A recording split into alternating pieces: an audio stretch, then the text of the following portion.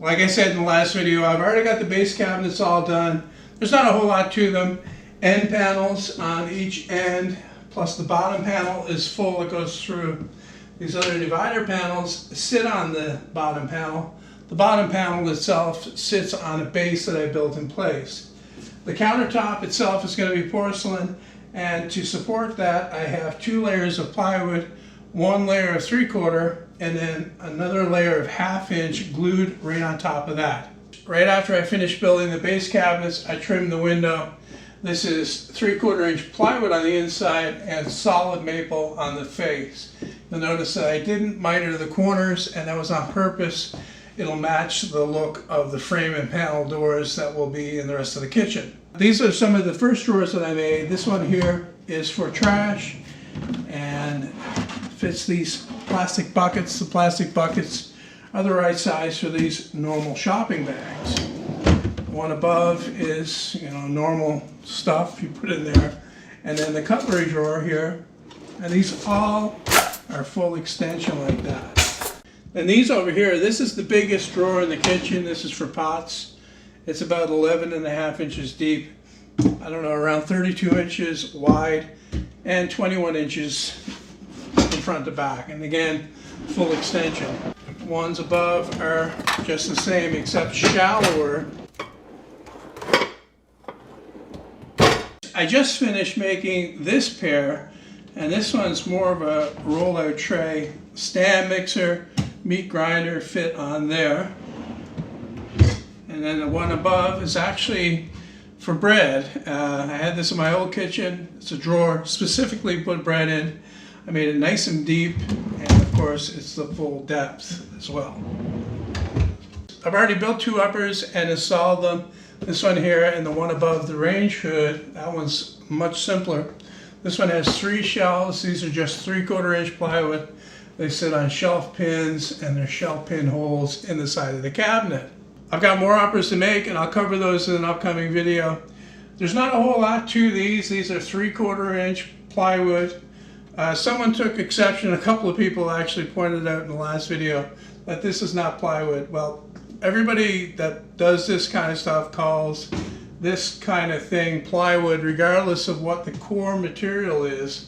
This is particle board core, and a quality about this is that it tends to stay nice and flat and straight, whereas veneer core, which a lot of people think is actually better, tends to warp more readily, and it can also get wavy over time. Depends upon how dry the substrate is when they, assemble the sheet.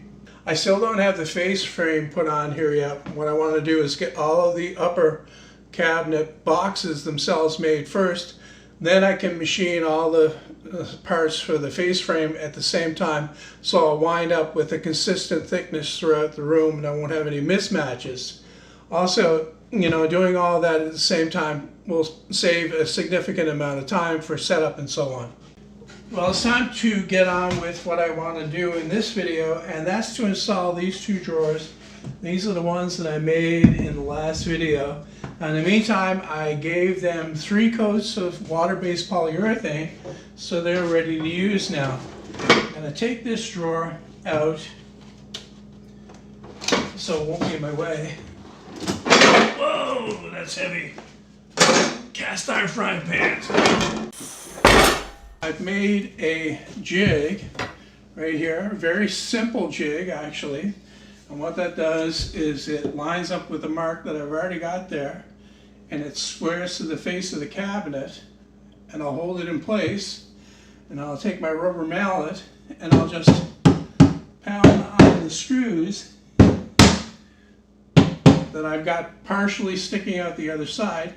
And what that will do is it'll make places for me to drill pilot holes to mount the drawer slide on.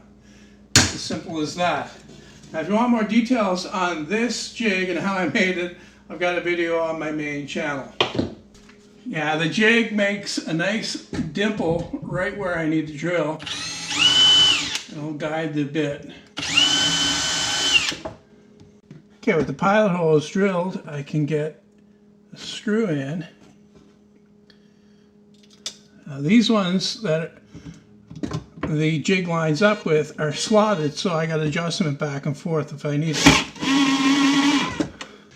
Now the jig is reversible because these screws are in the middle. So just flip it over and use it on this short divider I've got here. And since this is a little bit fragile, I'm not going to pound it, I'm just going to press it in.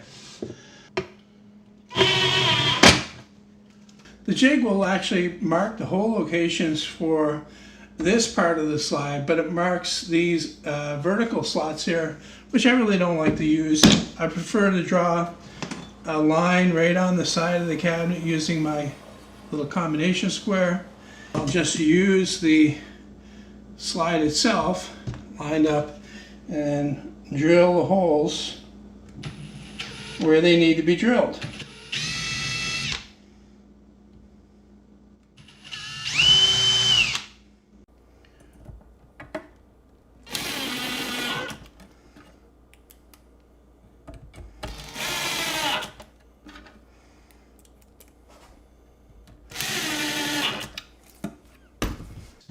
This can be tricky to begin with. You gotta kind of push hard on them to get them latching, but then after that they're really smooth.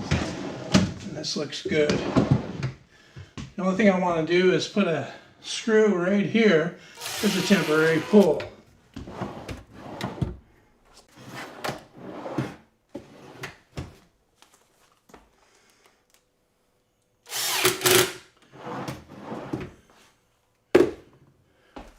I mentioned in the last video that I would be doing more than installing the drawer, and I decided what I'm going to do with one of them, and that's to use it to store the spices that I use most often. I buy them in this certain size bottle, 2 different sizes actually.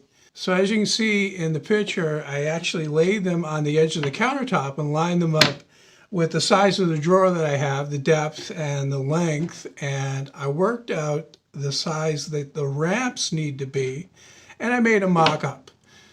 Art, can you give me the mock-up there? Yeah, sure, John. Curious how this works. Thanks. Anyway, they go in the drawer. There's going to be 4 of them, and they're going to be longer than this, and they'll go in the drawer like this, one after the other, and then the spice bottles will sit right down on top of them. Well, I've already got the parts cut out of 1/2-inch plywood. They're a fairly acute angle on the front, so I had to cut those with them up against the fence on the table saw, and a 45-degree angle at the back. And when they go together, they will sit down flat on the inside of the drawer.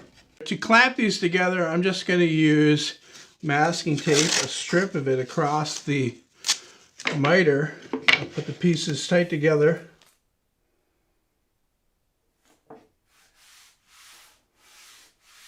And then just smooth the strip of tape on, and I can flip it over, put some glue in the joint, and then close it up.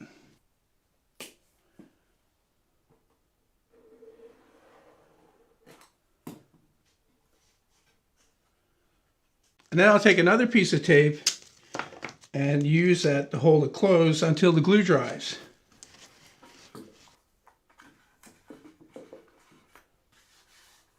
I gave them about an hour to dry, and I pulled the tape off. They look pretty good. I'm going to sand over the front edge here a little bit. And then what I need to do is I need to size them correctly. I intentionally made these bigger than they need to be so that I can get them to fit in the drawer nice and tight and not attached to the drawer in any way, so that if in the future I decide to do something else with this drawer, I can just pull these out and it won't damage it.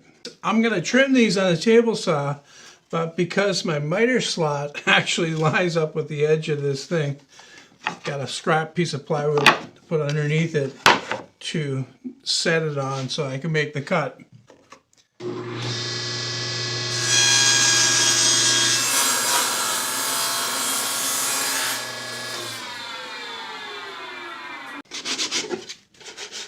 Okay, I got them all trimmed and they fit in there nicely. I rounded over the edge slightly also. Slip that in. I've got one other thing I need to do with them before I'll call them finished, and that's to give them a couple of coats of clear polyurethane, just the same as I did on the inside of the drawer. Then I can start using it.